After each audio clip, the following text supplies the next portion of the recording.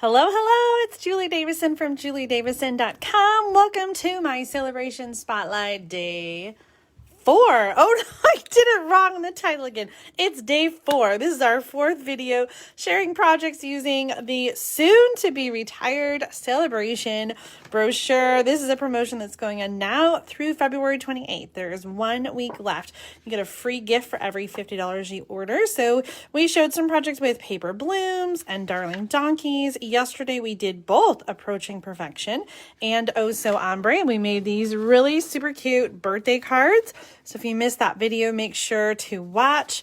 Today, we are going to be using the Corner Bouquet stamp set. This is the next one in the brochure. Really fun stamp set. I kind of felt like a little challenged by it because it's such a big, bold stamp. So I'm going to share a project with you today that is perfect for this kind of stamp and also show you some swaps from other demonstrators and some other cards that I've made to give you some more inspiration. So if you want to get the Corner Bouquet stamp set, you can choose this one for free with a $50 order in my online store at juliedavison.com/shop.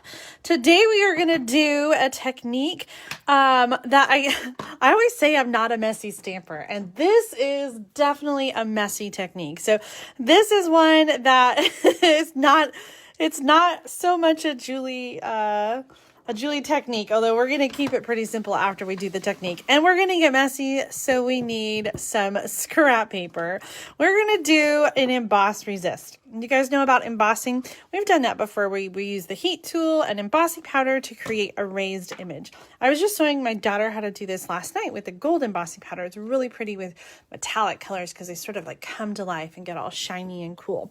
So we're going to do this technique with clear today and do an emboss resist. So when you use embossing powder and you heat it, it becomes like a raised shiny image. So then we're going to add ink, and the ink will resist where we have embossed. So that's why we call it an emboss resist. And this is sort of a take on the Joseph's coat technique. Have you guys heard of that technique? Joseph's coat is where you apply ink to a piece of cardstock, like in a rainbow fashion, like Joseph's coat. So lots of different colors, and then you emboss, and then you put a dark color over it, and you take the embossing off, and it shows you the color underneath. I have a really awesome card that my sister made me, and I should have grabbed that so I could show you. But that's okay. Maybe I'll find it and show you tomorrow. So this technique, instead of applying color onto paper ourselves, I'm going to sort of skip that step and use a piece of designer paper. So the paper I'm using is a pattern from the Fine Art Floral. And the Fine Art Floral has these gorgeous oil painted flowers. And then the other side, you have these really pretty like brush strokes. That one would be so pretty for this technique. Ooh, ooh, ooh, ooh. I might change and pick a different pattern. So this is the one that I had cut, but now, well, I'm going to go with the one I have cut, but this would be a really pretty pattern too, because you'd have the different colors that come through. So I've cut this down to 3 3/4 inches by 5.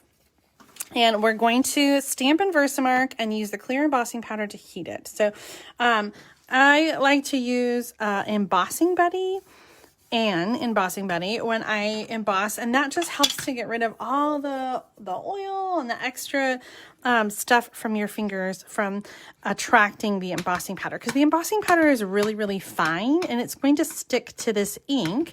But if there are other things on the paper like oil from your skin, that could have the embossing powder stick to that as well, and you could have embossing powder where you don't want it. I'm using the Versamark ink pad for this. This is a watermark ink pad. It stays wet a little bit longer than our classic dye ink.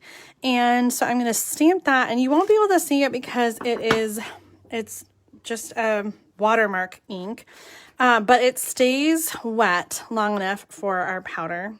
So we're going to put the powder on, and then we're going to funnel this back into the jar. So 1 jar of embossing powder is going to last you a really long time. And now you can kind of see it Just give it a little flick. You can kind of see in the light where the powder is sticking to the designer paper. So I'm going to cap this up. We're going to use our heat tool. There's 2 settings here, and I don't think it matters which setting you put it on. I'm going to put it on 2, and you're just going to heat until that powder melts. Have you guys done this technique before? Have you done heat embossing? You can kind of see it starting to get darker as the powder is heated. So you're just going to keep heating until all of the powder has been melted.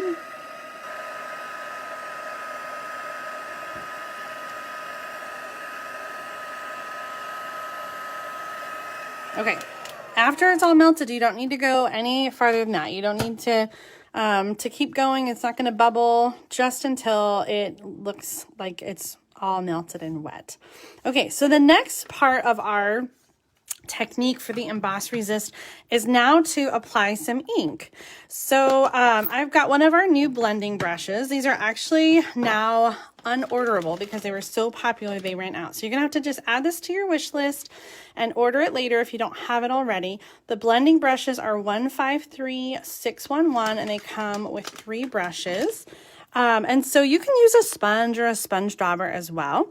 And so I'm just going to now apply some ink, and you can see the design starting to pop. Now, I could keep doing this, but I want to cover a really large paper. So what I'm going to do, I'm just going to take my ink pad and I'm just going to go,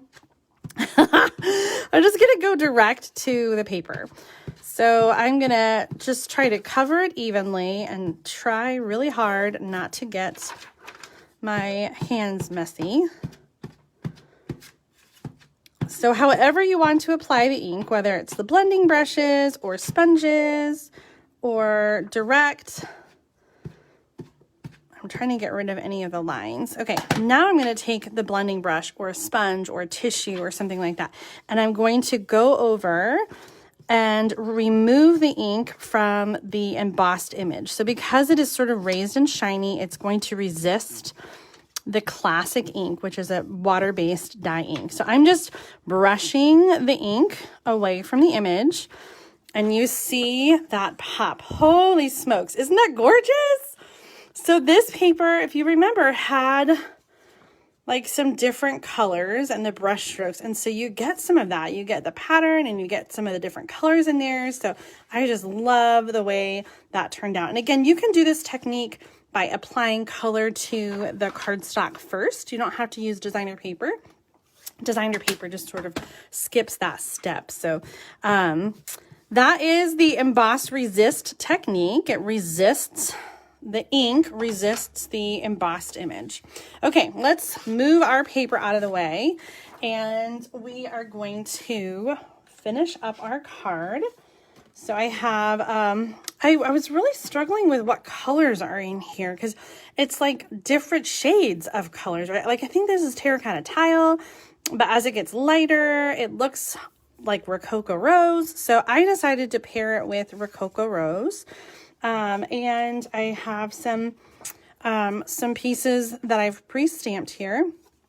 So this layer, like I said, this was 3 3/4 inches by 5, and I'm going to put this onto a piece of white cardstock that is 4 5 1/4. So that's just like a regular card front layer.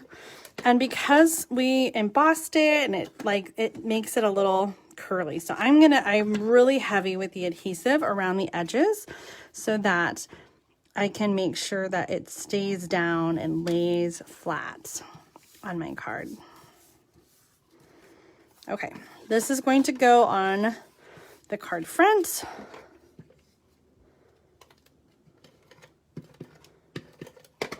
And then on the inside, I have the same size white.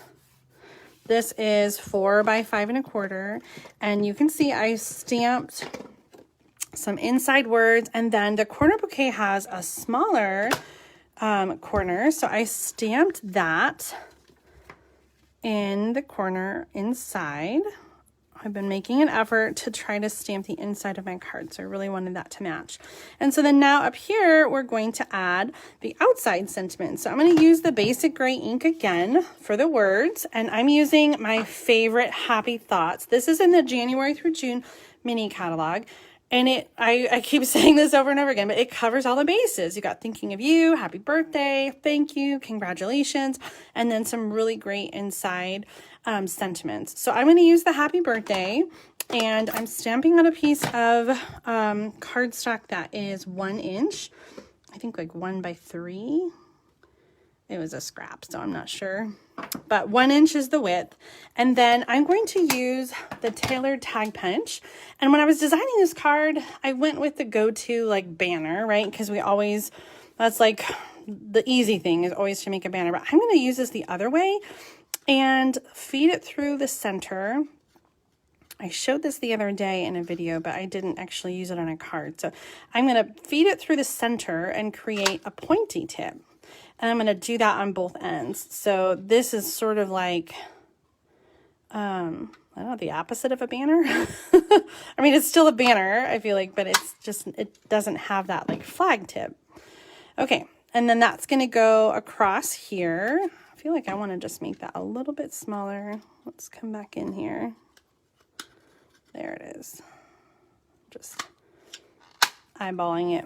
Okay, so then this is going to go in the center of, I punched out a Label Me Lovely because I love the way that just adds like a pop of color behind your sentiment. So that was really easy to do it that way. So then I'm going to just put this on with some Stampin' Dimensionals. 1, 2, 3. You could add some ribbon back here if you want to. You could add some rhinestones. I really just want the beautiful Emboss Resist to kind of be the star. So I'm not going to add any additional embellishments. But I do have a this or that because I made this card vertical.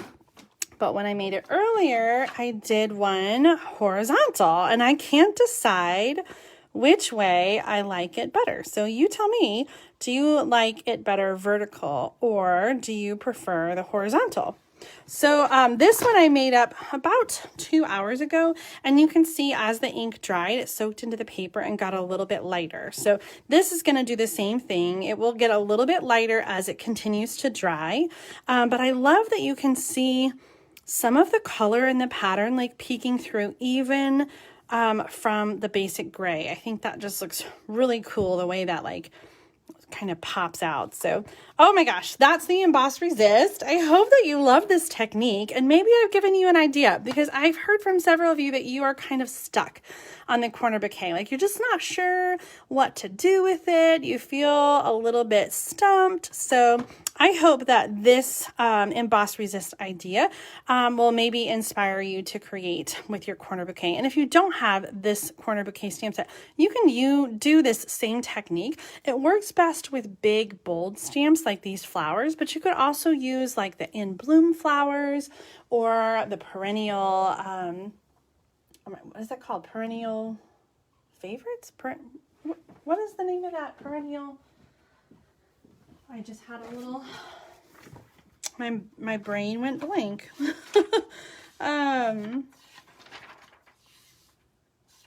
Pretty Perennials, that's the one I was thinking of. So this one has the big bold blossoms, and then the other one, the In Bloom, has the big bold blossoms. So both of those stamp sets would be good as well. But the Corner Bouquet is really pretty. I love that it just has some like dimension to it. So let's see some more samples using the Corner Bouquet. I've got some swap cards to show you, and you can tell me what you think of these beautiful cards.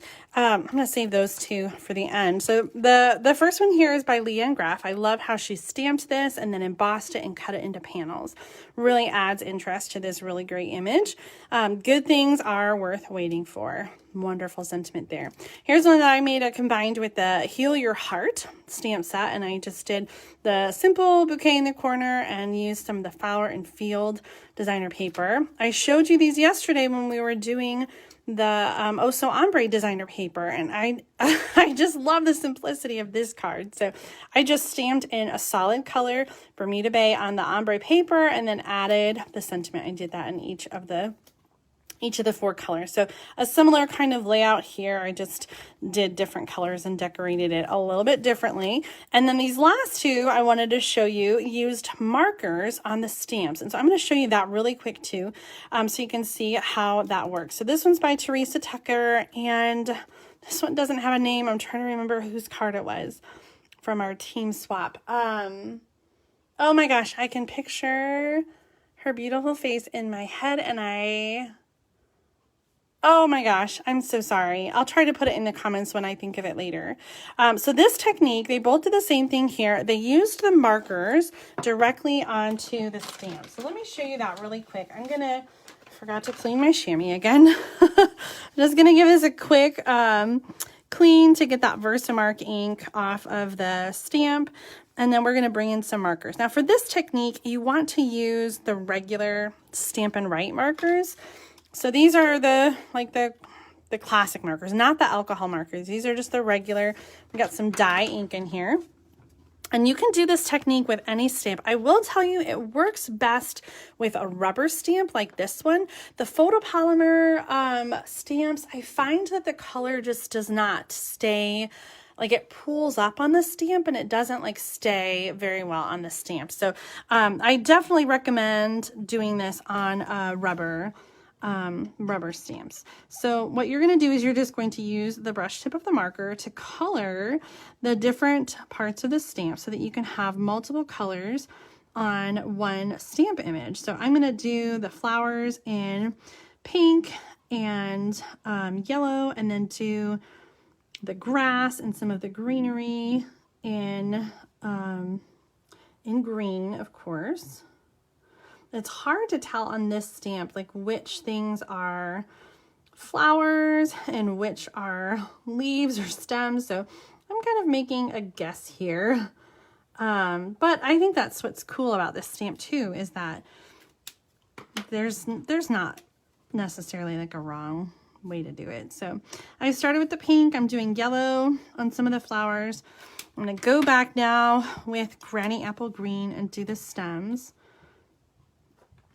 So this is a little bit tedious, but the result is so cool. You could add different colors of green in here too if you wanted to. I'm trying to be really quick with this, so I'm not going to get too detailed. Oops, I think I just colored over some of the flowers.